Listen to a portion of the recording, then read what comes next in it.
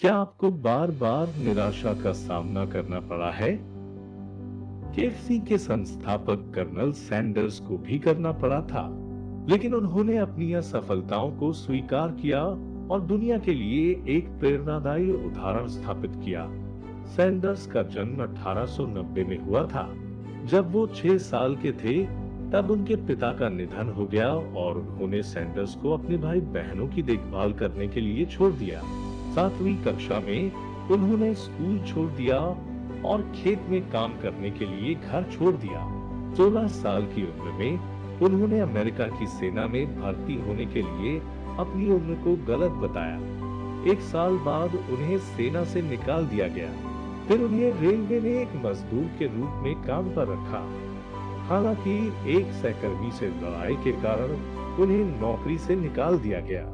जब उन्होंने रेलवे के लिए काम किया, तब उन्होंने लॉ की पढ़ाई की थी, लेकिन उन्होंने एक और लड़ाई में अपना कानूनी करियर बर्बाद कर लिया। सैंडर्स को अपनी मां के साथ वापस जाने और इंश्योरेंस पॉलिसी बेचने वाली नौकरी करने के लिए मजबूर होना पड़ा, लेकिन इस नौकरी से भी उन्हें बुरे व्यवहार के कारण निकाल दिया गया था। उन्होंने फिर भी हार नहीं मानी। 1920 में उन्होंने एक बोट कंपनी की स्थापना की। उन्होंने एक लैंप निर्माण कंपनी भी बनाई, लेकिन बाद में पता चला कि कोई अन्य कंपनी पहले से ही उनके लैंप का एक बेहतर वर्जन बेच रही है। 40 साल की उम्र तक उन्होंने एक सर्विस स्टेशन में चिकन बेचना शुरू कर दिया था। जैसे ही उन्होंने अपने भोजन का विज्ञापन करना शुरू किया, एक प्रतियोगी के साथ बहस के परिणाम स्वरूप बहुत बड़ा झगड़ा हुआ। 4 साल बाद उन्होंने एक होटल खरीदा, जो उनके रेस्टोरेंट के साथ ही जलकर राख हो गया। फिर भी इस दृढ़ निश्चयी व्यक्ति ने एक नया होटल बनाया और उसे चलाया जब तक कि द्वितीय विश्व युद्ध ने इसे बंद करने के लिए मजबूर नहीं किया। युद्ध के बाद उन्होंने अपने रेस्टोरेंट को फ्रेंचाइजी देने की कोशिश की।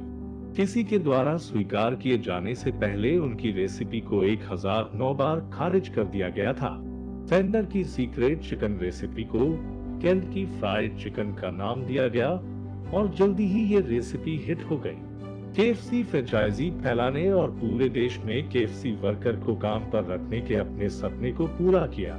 वर्षों की मेहनत और लगातार असफलताओं और दुर्भाग्य के बाद सैंडर्स ने आखिरकार अपना लक्ष्य हासिल कर लिया। केएफसी का अंतर्राष्ट्रीय स्तर पर विस्तार हुआ और उन्होंने 1964 में कंपनी को $2 मिलियन में बेच दिया।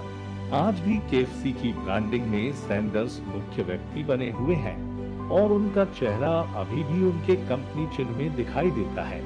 उनका सफेद सूट और पश्चिमी स्ट्रिंग टाई दुनिया भर में स्वादिष्ट फ्राइड चिकन का प्रतीक बना हुआ है। यदि आप असफलताओं से निराश हैं, तो कर्नल सैंडर्स की कहानी हमेशा याद रखना। कई नौकरियों से निकाले गए, उनके कानूनी करियर को बर्बाद कर दिया गया। डिप्रेशन, आग और द्वितीय विश्व युद्ध द्वारा पूरी तरह से टूट गए थे, लेकिन फिर भी दुनिया में सबसे बड़ी फास्ट फूड चेन में से एक कंपनी को उन्होंने स्थापित किया। हम सभी को सैंडर्स की तरह कभी भी हार न मानकर आगे बढ़ते रहना चाहिए और अपने सपनों को किसी भी हाल में पूरा करना चाहिए। Legends of the world series का ये वीडियो आपको पसंद आया तो चैनल को सब्सक्राइब जरूर करें और इसे शेयर करना ना भूलें। धन्यवाद।